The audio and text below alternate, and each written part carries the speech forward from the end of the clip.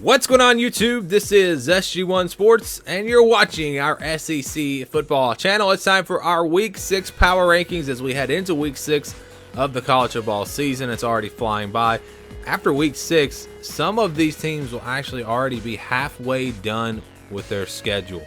The teams that haven't had a bye week yet, yes, they would have already played 6 of their 12 games, and it seems like the season just started. But in the SEC, we didn't see any huge change in our power rankings this week. There are some teams that moved up, some teams that moved down, but overall, no major change. Number 14 is still Arkansas, despite the fact that they put up a good fight against Texas A&M. If they had played like that consistently this season, they would not be at the bottom, because that was a really good, impressive performance by this Razorback team, playing a very good Texas A&M team and having a chance to win that game in the fourth quarter. They were driving late and had an opportunity to take the lead, but just couldn't quite get it done. So yes, they're at the bottom because, well, they lost to San Jose State. We can't forgive that. But it's a long way to go, and I think this team is going to continue to improve, get better this season, and I have a feeling they're going to climb out of this bottom spot before the season is over. Tennessee might take that bottom spot. They've been awful this year. They are just 1-3, of course, losing to Georgia State. That's still the shocker of the year for me. BYU beat them. That was at least a close game. They looked better in that game.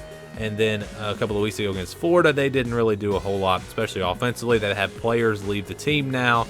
It's just a disaster right now at Tennessee. Can they get this thing turned around? I don't know. I really don't know. I had a lot of faith in this team. Thought they would.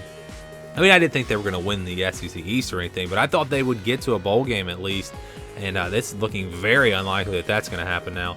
Tennessee is at number 13. Number 12 is Vanderbilt. They got their first win of the season against Northern Illinois.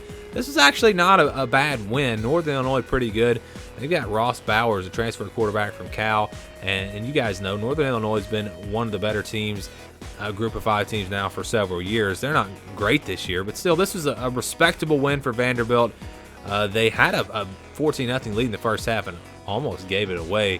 But they were able to hang on. Keyshawn Vaughn had a big day, 138 yards rushing.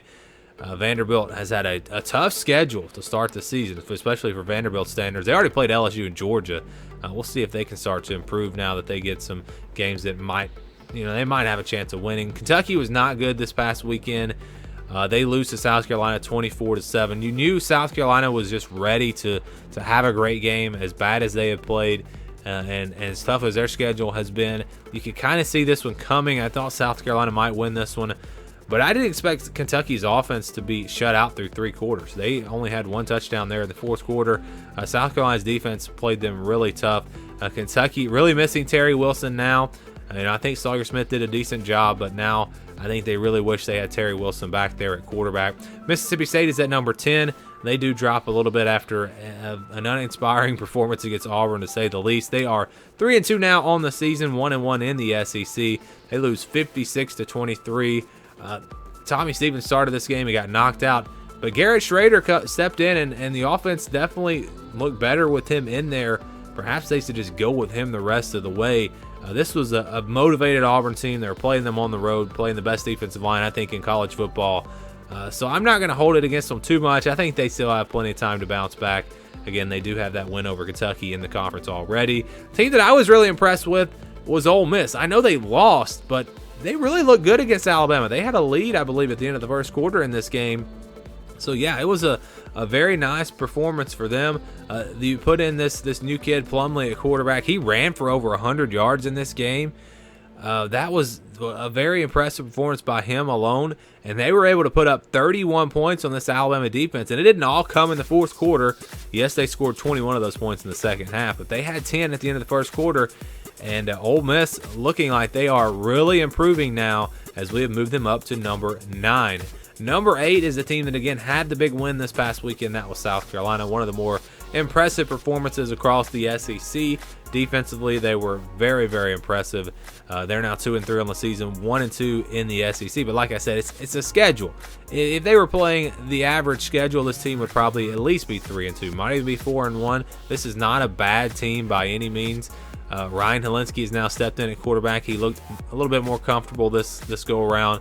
Still didn't put up great numbers. This was more of a defensive battle, but I think he's done a pretty good job, and I think the future is very bright for him at that quarterback position for the Gamecocks. Number 7 is Missouri. They had a bye week this past weekend, but this team is they're a sleeping giant. They're a team that no one's talking about because of that early season loss to Wyoming, but they've just taken care of business since then. They've looked really solid. They haven't really played anybody great, but they blew out South Carolina last week or 2 weeks ago. So I would keep an eye on this Missouri team. I think they have a chance to be really good this year. Kelly Bryant's been solid for them at quarterback. The defense has actually been good for this team. So watch for Missouri to maybe make a move up here in these power rankings next week. We'll see. Texas A&M is at number 6. Not a great performance against Arkansas, to be honest. This is an Arkansas team that, again, lost to San Jose State.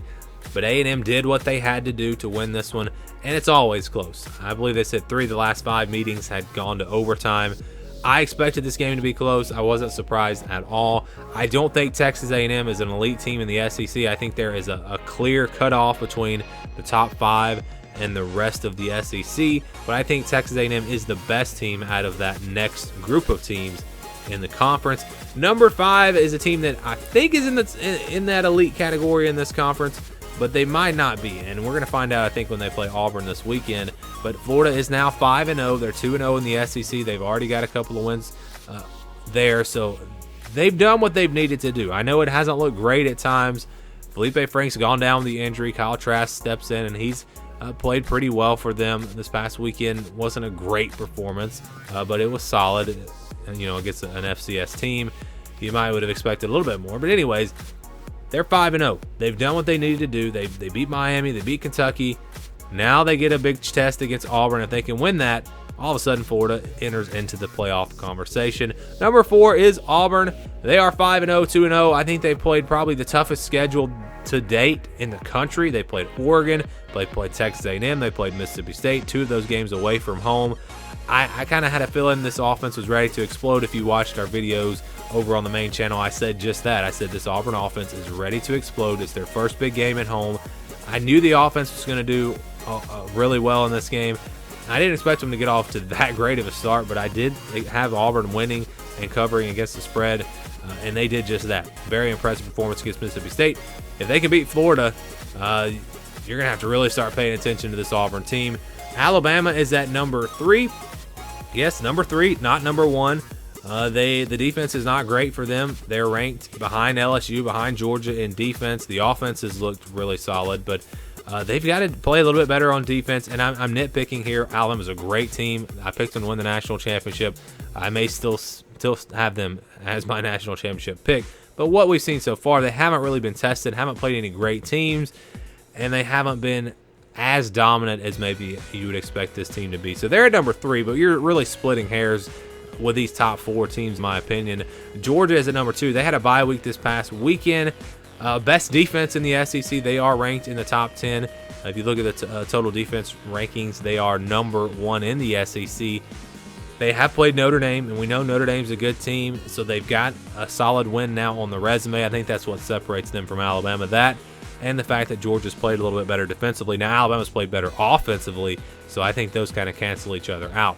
But Georgia does have the win over Notre Dame, something that Alabama does not have yet. Their resume is just really weak. So Georgia's at number 2, and I still have LSU at number 1. I know people really don't like this, but it is what it is. This is, to me, is the best team in the SEC right now based off of what I've seen so far. Everyone's talking about their defense. They're ranked ahead of Alabama. They're ranked ahead of a really good Auburn defense.